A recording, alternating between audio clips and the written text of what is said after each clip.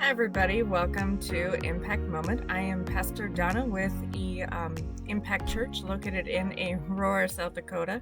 Sorry, it's been a long week. But welcome back. So we are going to go over chapter 17 of the book of Isaiah. We've been in the book of Isaiah for quite a while. And there's a lot of really good chapters within this book. And if you've watched some of the other videos, you know that this impact moment, it's basically a 15 to 20 minute devotional time where we can really get into some of the books of the Old Testament that we really just kind of do a deep dive and kind of figure out the context and what we can take from these books of the Old Testament and how do we apply that to our own message. What is God still trying to tell us today through these old texts? So I'm actually using the Good News version of the book of Isaiah. And so let's just dive right on in. So again, we are in chapter 17. So this whole section is titled God Will Punish Syria and Israel. And so here we have the situation where we've had about 17 chapters worth now of doom and gloom. But throughout all of these 17 chapters, there's moments of clarity and moments of hope that's underlying all of these chapters. So you see that, yes, these people have really walked away from God. And yes, God has very much expressed his anger over these people, but he keeps on saying, I will save the remnant. I will save the faithful few. And so we have Isaiah being this prophet. And let me tell you, it is very eye-opening how much and how many times in the New Testament do we see Jesus or the disciples refer back to this book of Isaiah. And so this is a text that Jesus and his disciples would fully know, as this is the Bible that they had with the Old Testament. And it's so incredible how the New Testament constantly refers back to the book of Isaiah, which is why I wanted to do this impact moment for quite a while and really do a chapter by chapter analysis of the book of Isaiah. So it begins like this. The Lord said, Damascus will not be a city any longer. It will be only a pile of ruins. The city of Syria will be deserted forever. They will be a pasture for sheep and cattle, and no one will drive them away. Israel will be defenseless, and Damascus will lose its independence. Those Syrians who survive will be in disgrace like the people of Israel. I, the Lord Almighty, have spoken. The Lord said, a day is coming when Israel's greatness will come to an end, and its wealth will be replaced by poverty. Israel will be like a field where the grain has been cut and harvested, as desolate as a field in Rephaim Valley when it has been picked bare. Only a few people will survive, and Israel will be like an olive tree from which all the olives have been picked, except 2 or 3 at the very top, or a few that are left on the lower branches. I, the Lord God of Israel, have spoken.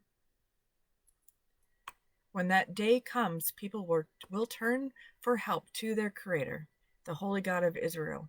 They will no longer rely on the altars they made with their own hands or trust in their own handiwork, symbols of the goddess Asherah and altars for burning incense. When that day comes, well-defended cities will be deserted and left in ruins like the cities that the Hivites and the Amorites abandoned as they fled from the people of Israel. Israel, you have forgotten the God who rescues you and protects you like a mighty rock. Instead, you plant sacred gardens in order to worship a foreign god.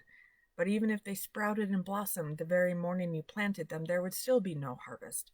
There would only be trouble and incurable pain. So that's the first section.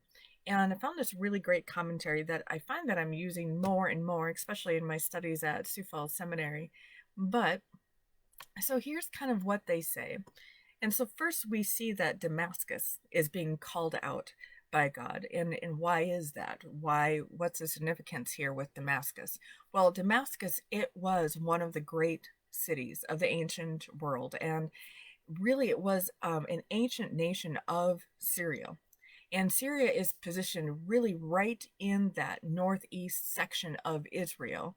And we see that the northern tribes around the Sea of Galilee had constant contact and interaction with Syria. So God is saying it will cease from existing. So that's huge. That's a huge claim from God that he is going to really bring total destruction and ruin to Damascus. And why is this so significant? Well, Damascus was really one of the most beautiful cities and most prosperous cities in this area. And so there was a lot of people there, but these people, they had clearly forgotten who God was and instead became self-reliant. They no longer felt like they needed God. And so they started making their own altars. You see that God lists out all of the things that they made themselves, which was not pleasing to God at all. So instead of building things to worship God, they started building things to worship false gods. And so we have then that the northern kingdom of Israel is often referred to the dominant tribe of that area, which is Ephraim.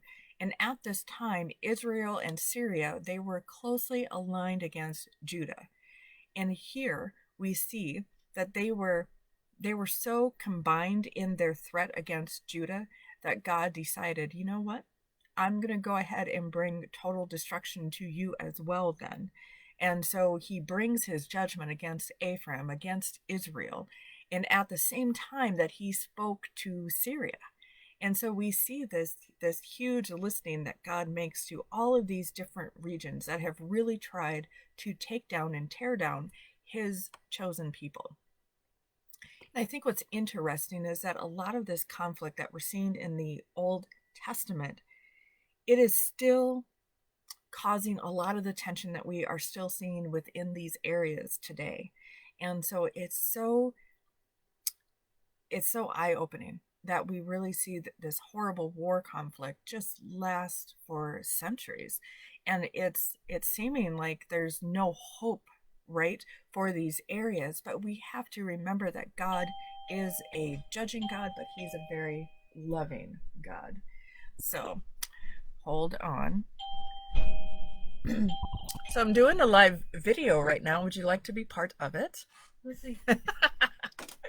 This is my mother. She just dropped off some I'm stuff to me. hiding. You're hiding? I'm hiding. Oh, I'm well, scared. it's the church video, so. Oh, that I can say hi to. I'm okay. Hi. Hi. Now I have to go. Okay, bye-bye. All right. So we see then this huge conflict still being played out even today, and we just see that this conflict, it's so long standing, and it's very sad because it's lasted for so long. And so let's go on to the next section, and this is where in verses 7 through 9 we have this humble response to the judgment of the Lord. And it says, in that day, a man will look to his maker, and his eyes will have finally respect for the Holy One of Israel. So God knows that eventually these people that are going through this trying time, they are going to want to come back to him. They're going to understand. They're going to see what they have done and what they have strayed away from, and that they want to come back to the one true God. So, and this is where he really gets into some detail here. So, in the midst of such severe judgment, we still see, though, that some will respond as they should and still have respect and care for God. And God knows this. He is mentioning this within his words. He's like, I know that there's still that faithful remnant, and those people I will protect. And he says one of God's purposes in judgment is to turn our focus away from our idols and the things we have trusted in instead of him. And this speaks of this purpose being fulfilled through here. And in judgment, God would strip away from Israel every wrong thing they might have trusted in, like pagan altars, wooden images, incensed altars, and even their strong cities, these beautiful cities, would give no protection. And so their only hope would be then in the Lord. And I think this is really key because we see this verse in this section being referred back to in Luke, in Matthew, and in Mark. And we still see that people, it's very easy to fall into the trap of being influenced and being awed and being wooed with things around us. And then so we have this very much material world that we're reading about in the New Testament, but it kind of sounds like a lot like what we still have even today. We have, we have a lot of really interesting material things that really make the world go round for us. And it's very almost like a slippery slope that we don't put too much power, we don't start to worship these things and replace God with these material things like technology, that being the biggest one, really. Or how about our world of being, run by money? So we have money and tech that's really kind of making the world go round for the whole world.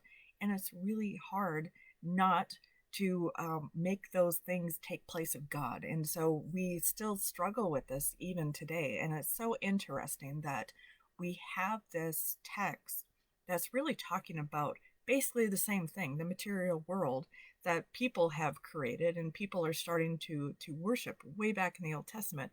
And we find ourselves being very susceptible to the very same thing in today's world. So interesting of how these words that were written so very, very long ago still make sense and have meaning for us today. So let's go into the other section. So he goes into verse 12, and this whole section is called Emini Nations Are Defeated. It says, powerful nations are in commotion with a sound like the roar of the sea, like the crashing of huge waves. The nations advance like rushing waves, but God reprimands them and they retreat. Driven away like dust on a mountainside, like straw in a whirlwind, and at evening they cause terror, but by morning they are gone. That is the fate of everyone who plunders our land. So what is that section all about? Well, it's very, very interesting. You get a lot of imagery along with the words that are spoken here. So the nations will rush like a rushing of many waters. Okay, what? So God will use other nations to bring judgment against Syria and Israel. That's what he's trying to say. So they will come against them like a flash flood, something that's very unexpected, something that can't easily be stopped. And then he talks about this rebuking. And what does that look like? It says God will rebuke them.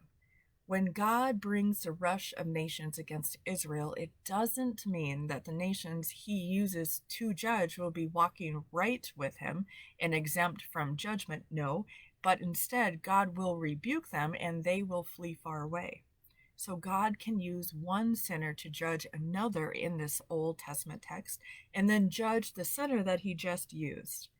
Very interesting, isn't it? So he's going to be using these people to judge the other people, but he's not giving them a free pass for helping him judge these people. No, they will still be judged just as fairly as the others. And at the very end, it says, this is a portion of those who blunder us. So I love that this commentary, it says that this is actually a comforting principle. And it's comforting because even in the midst of judgment, God shows mercy. So here is a whole chapter which seems like it's nothing but doom and gloom, right? But we have this moment of mercy, this moment of hope, this moment of clarity that kind of breaks through. And as bad as it was going to be for Israel, it really could have been much, much worse. And instead, God would allow it for a time then that he would rebuke those attacking Israel. Israel was not at the mercy of circumstances of their enemies. They were at the mercy of God. And I think that's so telling because I think when they go through this, that there's going to be this enlightenment for these people, especially when they realize how much God had been involved in all of this and that God is remaining faithful. He still loves his chosen people, and he is not going to leave them. He keeps on saying, in amongst all this doom and gloom that's going around, I will still love you, I will still protect you, and I will still save the faithful remnant. So, again, a very, very awesome chapter from Isaiah in chapter 17. So, but that is all for today. But just kind of a nice little short commentary for today. And next week we will go into chapter 18. And so, really, the schedule with the impact moment is probably going to be moved to Saturdays around this time. So, still kind of working out schedules with videos and all that fun stuff, with a lot of new changes to even my schedule and Josh's schedule. So we're just it's a little bit unclear of really what time on Saturdays that we're going to go, but or have these videos, but it'll be on Saturdays instead of Fridays, because I know that we were doing Fridays for a very long time, but now with my schedule change, no longer able to make the video on Fridays. So, but Saturday's looking promising. So I hope that that will be a brand new schedule that we can actually stick with. So hang in there. Thank you for joining, and have a great rest of your weekend. And always, you have a standing invite to come and worship with us in person or online on Sundays at 10 o'clock at Impact Church, located in Aurora, South Dakota. And tomorrow, being Sunday, it is Communion Sunday. So everyone is welcome to the Lord's table. So have a great rest of your weekend, and we will see you next week. Thank you.